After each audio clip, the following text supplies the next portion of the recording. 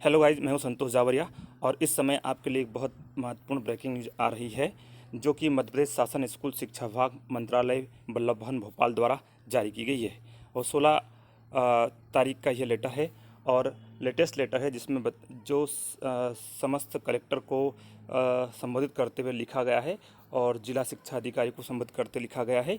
और इस का मूल भाव है 9वीं और 11वीं की वार्षिक परीक्षाओं को निरस्त किया जाता है और जो रिजल्ट का जो आधार रहेगा वो रिवीजन टेस्ट या फिर आपकी अर्धवार्षिक परीक्षा का आधार रहेगा। तो चलिए मुख्य बातें इसकी पढ़ लेते हैं। मुख्य बात यह है कि 9वीं और 11वीं की वार्षिक परीक्षाएं पूर्व में जारी निर्देश को निरस्त किए जाते हैं, एक बात। और कक्षा 9वीं और 11वीं की विद्यार्थियों की वार्षिक परीक्षा नहीं ली जाएगी तथा उनका मूल्यांकन अकादमिक सत्र के दौरान हुए मूल्यांकन के आधार पर किया जाएगा। और उसका अगला पॉइंट आता है, अतः मूल्यांकन निम्न आधार पर किया जाएगा। कौन सा आधार है? एक तो आपका रिवीजन टेस्ट और दूसरा अर्धवार्षिक टेस्ट, इसके आधार पर। दूसरी बात यह है कि रिजल्ट का जो आधार है उससे तैयार करते समय बेस्ट ऑफ 5 का पैटर्न अप्लाई किया जाएगा। और उसमें भी एक महत्वपूर्ण बात यह है कि यदि विद्यार्थी को 2 विषयों में यदि निर्धारित अंक प्राप्त नहीं होते, निर्धारित अंक कितने हैं? 33 है। 33 से यदि कम प्राप्त होते हैं 2 विषयों में तो उसे 5-5 अंक का ग्रेस दिया जा सकता है। ये 2 से ही मतलब नहीं है, ये 10 अंक 3 या 4 विषय में भी दिए जा सकते हैं। जैसे एक विषय में 2 नंबर कम हैं, एक में 3 नंबर कम हैं और एक में 5 नंबर कम है, तो 3 विषय में इस तरह से दिए जा सकते हैं।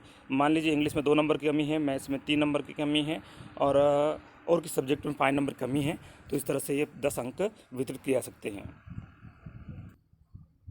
और यदि कोई विद्यार्थी 10 अंक प्रदान करने के बावजूद भी पास नहीं हो रहा है तो उसे जो है उसके लिए द्वितीय अवसर दिया जाएगा। लेकिन ये द्वितीय अवसर जो है ये कोविड का संक्रमण है वो ख़त्म होने के बाद उसे दिया जाएगा। तो ये जो पूरा रिजल्ट है, इसका पूरे लेटर का जो निष्कर्ष है वो ये है कि आपका जो मूल्यांकन का आधार रहेगा, एक तो आपका रिवीजन टेस्ट और दूसरा आपकी हाफ ईयरली जो एग्ज़ाम हुई थी, ये दोनों मिलकर। और इसमें भी एक बात बता दूं कि जिसमें आपका परफॉर्मेंस बेहतर है उसके अंक उठाकर आपका रिजल्ट तैयार किया जाएगा। मान लीजिए थोड़ी देर के लिए रिजन टेस्ट में आपको मैथ्स में 30 नंबर आए हैं। कितने नंबर आए हैं मैं बता देता हूँ, 30 नंबर आए हैं। और हाफ ईयरली में मान लीजिए आपको उसी मैथ्स में मान लीजिए 63 नंबर आए हैं, तो आपके ये 30 छोड़ दिए जाएंगे और ये ले जाएंगे।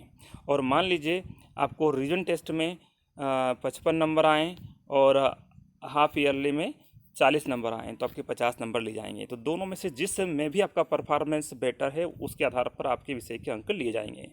हमारे इस वीडियो को देखने के लिए बहुत बहुत धन्यवाद और ये सूचना सभी तक पहुंचाएं और अपने फ़र्ज को निभाएं। जय हिंद, जय भारत।